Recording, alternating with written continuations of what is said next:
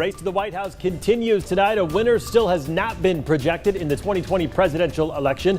A number of states are still counting ballots, and neither of the candidates have the 270 electoral votes needed to win. I was really troubled to see what happened to him, as something that happened to me. When I saw it, it's like, wow, that looks really familiar. Here at home, the controversy continues surrounding the firing of Spokane County Health Officer Dr. Bob Lutz. Now it's been revealed there are other possible issues within the regional health district. Mild temperatures today and again tonight, and then I'm tracking rain and wind. Your forecast is next. Good evening and thank you for joining us. I'm Mark Hanrahan. Welcome everyone. I'm Whitney Ward. Still no declared winner in the presidential race. In a tweet this evening, President Trump took the extraordinary step of claiming victory in the battleground states of Pennsylvania, Georgia, North Carolina, and Michigan. CBS News and other outlets projected that former Vice President Joe Biden has won Michigan, and in the other races, votes are still being counted and are still too close to call. Michael George reports from Biden's campaign headquarters in Wilmington, Delaware. Protesters chanted, "Stop the count," outside the vote tally center in Detroit Wednesday as CBS News projects former Vice President Joe Biden winning Michigan. CBS News also projects Biden as the presumptive winner in Wisconsin. Now, after a long night of counting, it's clear that we're winning enough states to reach 270 electoral votes needed to win the presidency. In Pennsylvania, more than 1 million mail-in ballots still have to be counted. Officials say it could take days before the winner is known. We'll be done as soon as we're done. We want to make sure that every vote that is legitimately cast and is good.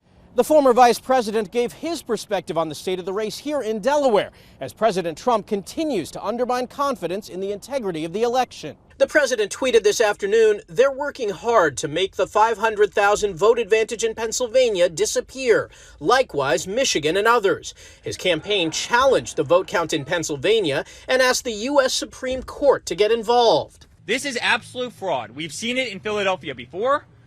They're trying to make a mockery of the election of this country. The Trump campaign also filed a lawsuit over the vote count in Michigan. Michael George, CBS News, Wilmington, Delaware. The outcome of the presidential election still too close to call, and so is the balance of power in Congress. On the Senate side, Democrats need to flip 3 to 4 seats to retake control, and so far, CBS News has not called races in key states, including North Carolina, Georgia, and Michigan.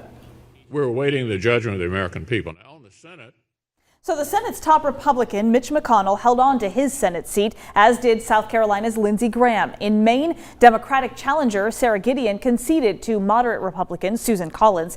Former Auburn University football coach, Republican Tommy Tuberville, also projected to flip Alabama's Senate seat after defeating incumbent Democrat Doug Jones.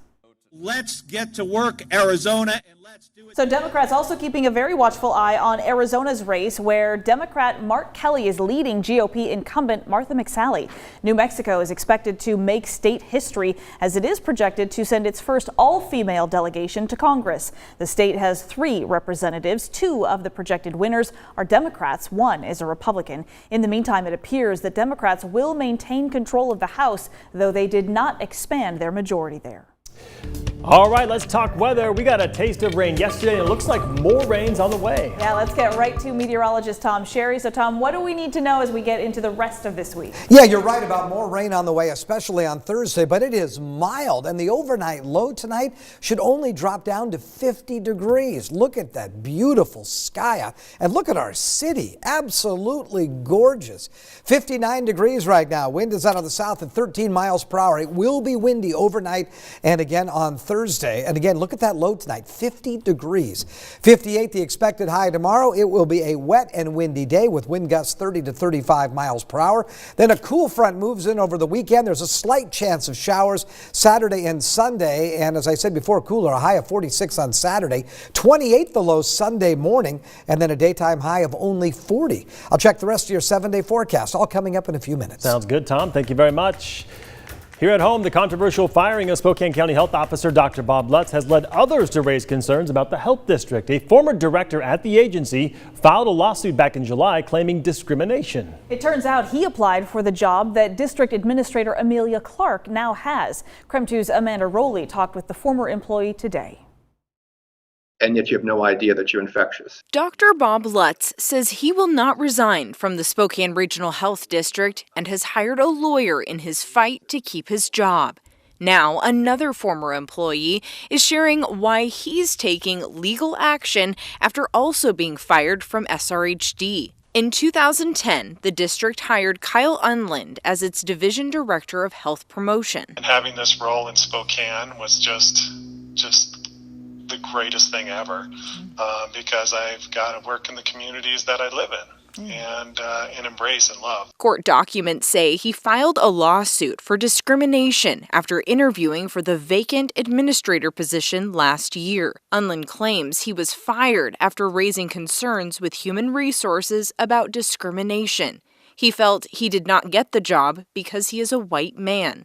He told me neither HR or the recruiting agency would explain why he did not get the job. I mentioned, it just feels weird in the fact that just feels like I've been discriminated against in this process because the board's treating me different. Nobody's responding to what's happened. And then when I look at the people who made it to the Final Four interview, very few of them, or just one of them actually, had any kind of public health experience or worked in a public health agency. Just days after he went to HR about this, he was fired. And that's the first time in my life that I've ever been, let go from an agency or I've been without work. And you believe that was in direct relation to you expressing your concerns about being discriminated against? Well, it doesn't take much to put two and two together. The suit claims Unland was the best qualified candidate to fill the position, with 26 years of experience in public health. I've got my master's in nutrition. I'm a registered dietitian and nutritionist. So then why do you think Amelia Clark was hired for the role? I can't say. He says the situation with Dr. Lutz is oddly familiar. It just feels terrible. And I don't think it embraces the kind of the work and public health support that we want to see in Spokane. Amanda Rowley, KREM 2 News. And tomorrow, Spokane Regional Health will meet to vote on whether to fire Dr. Bob Lutz from his position as the county's top health officer. Dr. Lutz will have the opportunity to respond to Administrator Amelia Clark and the health board. That meeting takes place at 3 p.m. We'll have several news crews covering this story tomorrow to bring you complete coverage. Well, the day after the election, where incumbent Jay Inslee is projected the winner of the Washington governor's race, challenger Lauren Culp said he wouldn't have a job to go back to in the city of Republic. More on that and the latest results in the gubernatorial race when we come back.